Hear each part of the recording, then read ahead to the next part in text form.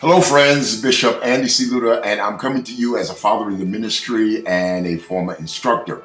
Each week, I try and share with you a sermon illustration, an anecdote, or a story that you can use in your sermons, your presentations, or wherever this particular story or illustration might prove fruitful for you.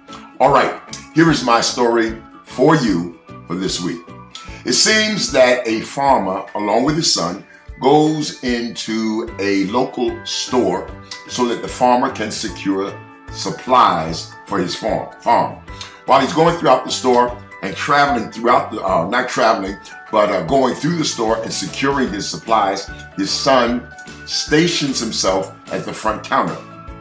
The kind storekeeper, seeing the young man at the front counter and seeing that his father was somewhat preoccupied with shopping, says to the young man, "I want you to take your hand, put it in this candy jar, and whatever you pull out will belong to you free of charge." The little boy looks at the candy jar. He looks at the storekeeper, but he does not move. Again, the storekeeper says, "It's okay, young man. Take your hand, put it in the candy jar. Whatever you pull out will belong to you free of charge."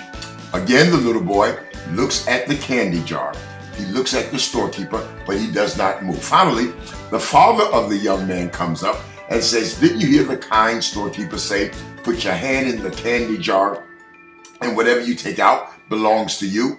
The little boy looks at the candy jar. He looks at the storekeeper. Now he looks at his father. He doesn't say a word, but he does not move. Finally, frustrated, the father pushes the son aside, takes his own hand, puts it in the candy jar, pulls out a handful of candy, grabs his son by the scruff of the neck, pulls him out of the store along with his supplies. When he gets him out of the store, he says to his son, "Why did you embarrass me like that? 3 times the storekeeper invited you to put your hand in the candy jar. Whatever you took out would belong to you, and you did not move.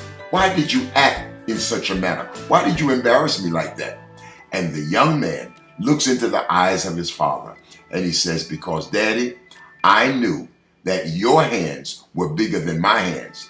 And if I waited long enough, you would put your hands in the candy jar and I would get out of the candy jar more than I would have gotten out on my own."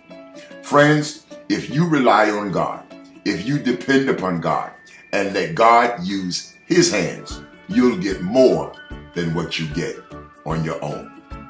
I am Bishop Andy C. Luter. This is my sermon illustration for this particular week. I hope it blesses you. I hope there are occasions and opportunities for using this story in one of your sermons of the future.